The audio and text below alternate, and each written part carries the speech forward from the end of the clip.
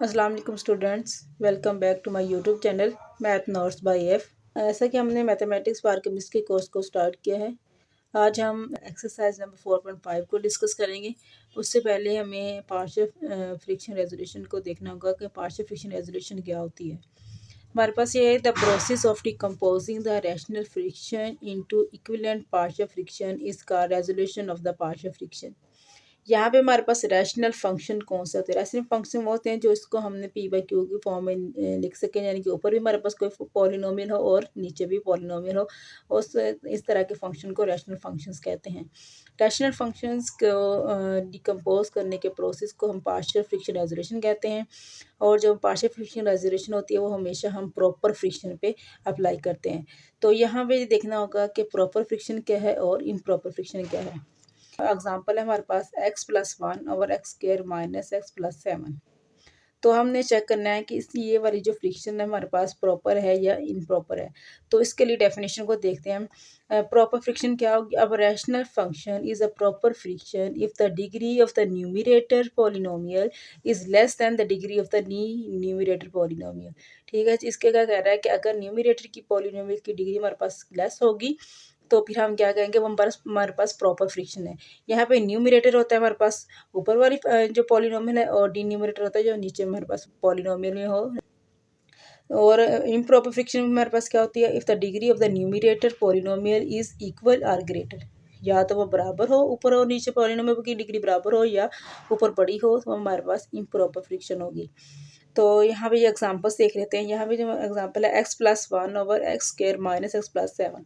यहाँ पे नीचे पॉलिनोमियल हमारे पास एक्स स्क्र माइनस x+7 है और ऊपर पॉलिनोमियल है x+1।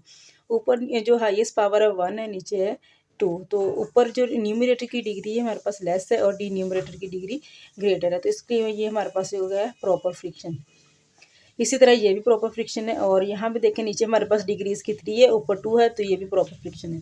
और यहाँ ये वाली सेकंड पॉइंट में हमारे पास इम्प्रॉपर फ्रिक्शन की एग्जांपल्स दी हुई हैं। तो ये x² + 1 और 2x² + 7x-1, यहाँ पे भी हाईएस्ट डिग्री 2 है और न्यूमरेटर में हाईएस्ट डिग्री 2 है, तो ये इनकी जो पॉलिनोमियल की डिग्री है वो बराबर है। इसका मतलब है ये हमारे पास इम्प्रॉपर फ्रिक्शन है। इस वाली एग्जांपल है, उसमें देखिए x³ + 1 over x square minus 5x+6 है।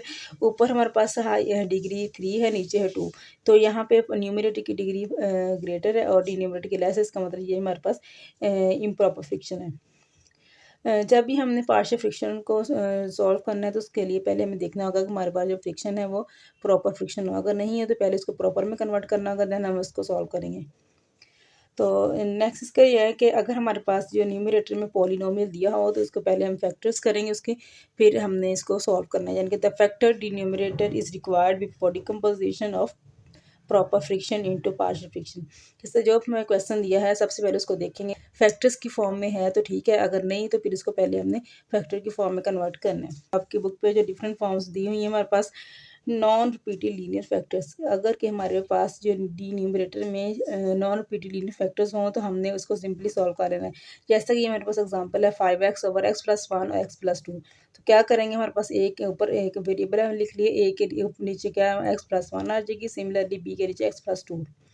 और सेकंड पॉइंट है हमारे पास रिपीटेड लीनियर फैक्टर्स, कि अगर हमारे पास जो डी न्यूमरेटर में एक ही तरह की वैल्यूज़ आ रही हों तो उसको हमने कैसे लिखना है। फॉर एग्जाम्पल हमारे पास है 5x ओवर x+1 पार क्यूब।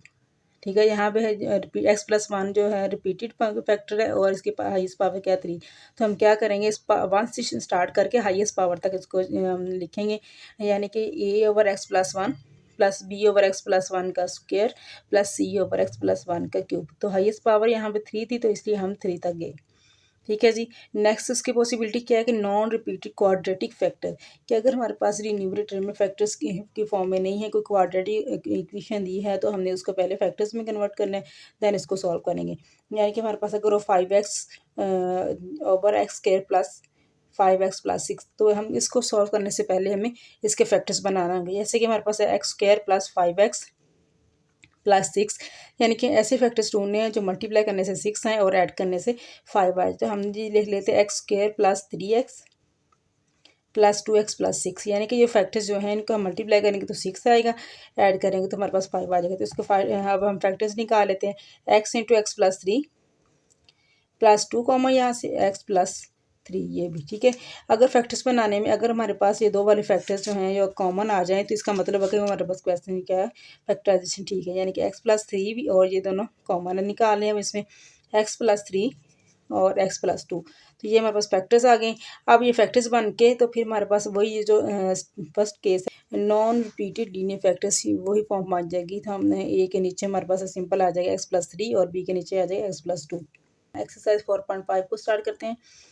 क्वेश्चन नंबर 1 हमारे पास 3x+1/x² - x हमने इसको पार्शियल फ्रिक्शन से हमने इसकी इंटीग्रेशन फाइंड करनी है। सबसे पहले हम इसके पार्शियल फ्रिक्शन निकालेंगे, फिर इसके इंटीग्रेशन फाइंड करेंगे।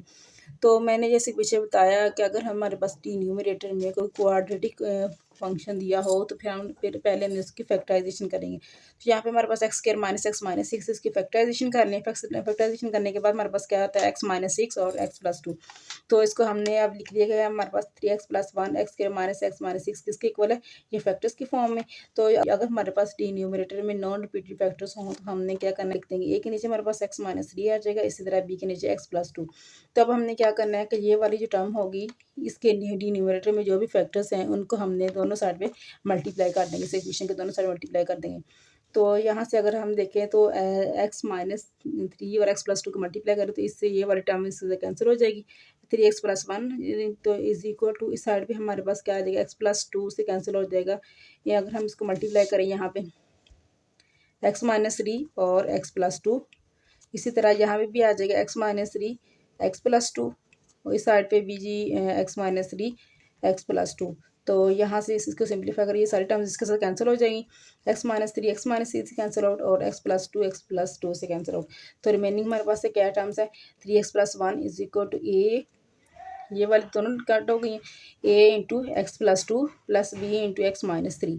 तो अब हमने क्या करना है, नेक्स्ट प्रोसीजर क्या होता है कि हमने जो ए और बी के नीचे जो फैक्टर्स हैं इनको इज इक्वल टू 0 पुट करना है। यहाँ से x की वैल्यू निकाल के इस फाइनल जो रिजल्ट है हमारे पास इसमें पुट कर देंगे। तो यहाँ से निकालें x-3 को इज इक्वल टू 0 पुट किया तो हमारे पास आ गया x इज इक्वल टू 3। तो इस इक्वेशन ए में पुट करें, पुट करने के बाद सिंप्लीफाई करना तो यहाँ से ए की वैल्यू क्या आ जाएगी, ए इज इक्वल टू 2। सिमिलरली अब हमारे पास क्या है, बी के नीचे क्या है x+2, इसको इज इक्वल टू 0 पुट करें तो इसकी वैल्यू निकालें तो क्या आ जाएगा, वैल्यू आ जाएगी x-2 को हमने पुट करना है इक्वेशन ए में। तो सिंप्लीफाई करने के बाद हमारे पास बी की वैल्यू क्या आ जाती है 1। ठीक है, अब हमने यहाँ से इंटीग्रेशन को फाइंड करना है। अब जो हमने यहाँ पे ए और बी की वैल्यूज निकालनी थी उसको क्वेश्चन 1 में पुट करें। तो ए की वैल्यू हमारे पास है 2 है और बी की वैल्यू हमारे पास क्या है 1, तो इसमें पुट कर दें। पुट करने के बाद हम दोनों साइड पे इंटीग्रल साइन मल्टीप्लाई कर देंगे। ठीक है, इंटीग्रल साइन लेंगे दोनों साइड पे। इसको अब हमने क्या करनी है, इसकी इंटीग्रेशन फाइंड करनी है। यहाँ तक हमने इसकी पार्शियल फ्रैक्शन कर लिया, अब हमने इसकी इंटीग्रेशन फाइंड करनी है। तो यहाँ इंटीग्रेशन में कॉन्स्टेंट को बाहर निकाल लिया। तो हम पहले पीछे बढ़ाए थे, अगर हमारे पास वो फंक्शन हो ऊपर उसका डेरिवेटिव हो तो हम नीचे फंक्शन का ln ले लेंगे। तो इसी तरह हमने यहाँ पे इसके ln ले लिए दोनों साइड पे। यहाँ पे लॉगरिथम का रूल है कि अगर हमारे पास जो कांस्टेंट है ln के साथ मल्टीप्लाई हो रहा हो तो हम उसको पावर में लिख लेते हैं, यानी कि n ln m is equal to ln m की जो है यहाँ जो भी हमारे पास कांस्टेंट है वो पावर में चला जाएगा। ठीक है जी, यहाँ पे है जी हमारे पास ln x-3 का स्क्वायर प्लस ln x+2। अगर दो फंक्शंस ऐड हो रहे हैं तो हम उसके क्या करें, वो मल्टीप्लाई में कन्वर्ट हो जाते हैं, यानी कि ln m n is equal to ln m plus ln n। तो इसको हमने कंबाइन कर देंगे यहाँ पे, फिर हमने लॉगरिथम का रूल लगाया। फाइनल हमारे पास आंसर है ln x-3 का स्क्वायर और x+2। ये नेक्स्ट क्वेश्चन है हमारे पास, क्वेश्चन नंबर 2 x-5/x² + 5x+6। तो यहाँ पे भी हमारे पास नीचे फैक्टर दिया हुआ है, क्वाड्रेटिक इक्वेशन दी हुई है यहाँ पे। तो इसके पहले हम फैक्टर्स बनाएंगे, फिर इसकी फैक्टराइजेशन करने के बाद हम इसकी पार्शियल फ्रैक्शन करेंगे, फिर इसका इंटीग्रल अप्लाई करेंगे। तो यहाँ पे हमने इसके फैक्टर्स बना लिए, यहाँ पे 5 - x x+3 और x+2। अब जहाँ पे हमने क्वाड्रेटिक इक्वेशन की फैक्टराइजेशन कर लिया तो हम क्या करेंगे, अब ए के नीचे x+3 और बी के नीचे हमने x+2 लिख दिया है। ठीक है, अब जो डी न्यूमरेटर में जो भी फैक्टर्स होते हैं उनको हमने मल्टीप्लाई करना है। तो दोनों साइड पे यहाँ से मल्टीप्लाई करने के बाद हमारे पास क्या फाइनल हमारे पास आ जाता है 5 - x और is equal to a × x+2 + b × x+3। तो नेक्स्ट स्टेप हमने क्या करना है, तो जो भी यहाँ पे हमने वेरिएबल के नीचे लिखा होता है फैक्टर्स होते हैं, उनको हमने equal to 0 1/1 is equal to 0 put करके यहाँ से x की वैल्यू निकालने के बाद हमने इक्वेशन 2 में पुट करके तो a और b की वैल्यू निकाल लेंगे। चलिए जिसको हमने पुटिंग करते हैं, पुटिंग करने के बाद हमने इसके यहाँ से a की वैल्यू -8 निकली है और जो b की वैल्यू हमारे पास है 7। ठीक है, अब ये दोनों जो वैल्यूज़ हैं a इज इक्वल टू -8 और b इज इक्वल टू 7 हैं, इक्वेशन 1 में पुट कर दें, यानी कि a और b की वैल्यू यहाँ पे हमने उसमें पुट कर देंगे। दोनों साइड पे इंटीग्रेशन ले लें तो -8 कांस्टेंट है, वहाँ हमने रूल पढ़ा है इंटीग्रेशन का, कांस्टेंट को बाहर निकाल लेंगे 1/x+3 प्लस सिमिलरली यहाँ 7, यहाँ पे भी हमारे पास 7 कांस्टेंट है, इसको बाहर निकाल लेते हैं, इसको सिंपलीफाई। अब हमने यहाँ पे इंटीग्रेशन फाइंड करेंगे इसकी। यहाँ पे हमारे पास नीचे फंक्शन ऊपर इसका डेरिवेटिव मौजूद है, यानी कि x का डेरिवेटिव 1 है तो कांस्टेंट का डेरिवेटिव 0, तो क्या करेंगे नीचे वाले फंक्शन का हमने ln ले लेंगे। सिमिलरली यहाँ पे भी x+2 है तो ऊपर इसका डेरिवेटिव मौजूद है, इसका भी हम ln ले लेंगे। तो यहाँ पे इंटीग्रेशन मेरे पास -8 ln x+3 + 7 ln x+2।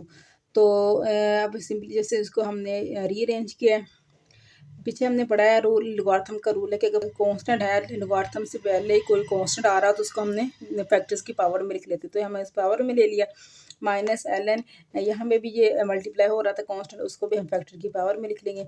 तो यहाँ पे जो हमारे पास आता है आ रहा है फाइनल ln x+2 की पावर 7 -ln x+3 की पावर 8। तो लॉगरिथम का थर्ड रूल है हमारे पास, दो हमने पीछे पढ़े हैं, थर्ड रूल हमारे पास है कि अगर हमारे पास लॉगरिथम के दो फंक्शंस हैं उनको माइनस आ रहा हो, आंसर में माइनस हो, तो वो डिवीजन में कन्वर्ट हो जाता है। तो log x+2 की पावर 7 माइनस log x+3 की पावर 8 को हम क्या करेंगे, ln x+2 की पावर 7 डिवाइडेड बाय x+3 की पावर 8 प्लस ये इसका फाइनल इसका आंसर आ जाएगा। तो हमने क्या करना था कि पहले हमने इसके को जो क्वाड्रेटिक इक्वेशन दी है पहले उसके फैक्टर्स बनाने हैं, फिर हमने a और b के नीचे हम इसको लिखना है, लिखने के बाद उसको मल्टीप्लाई कर रहे हैं, मल्टीप्लाई करने के बाद हमने इनके जो फैक्टर्स है इक्वल टू 0 पुट करने के बाद इसकी वैल्यूज़ निकालने के बाद फाइनल इसकी हमने पार्शियल फ्रैक्शन करने के बाद इसके इंटीग्रेशन को फाइंड करना होता है। तो ये बहुत इजी क्वेश्चन है, आप इसको बाकी जो क्वेश्चन है इसको करके देखिएगा। अगर किसी क्वेश्चन में कोई प्रॉब्लम हो तो फिर हम इंशाल्लाह डिस्कस कर लेंगे नेक्स्ट लेक्चर में।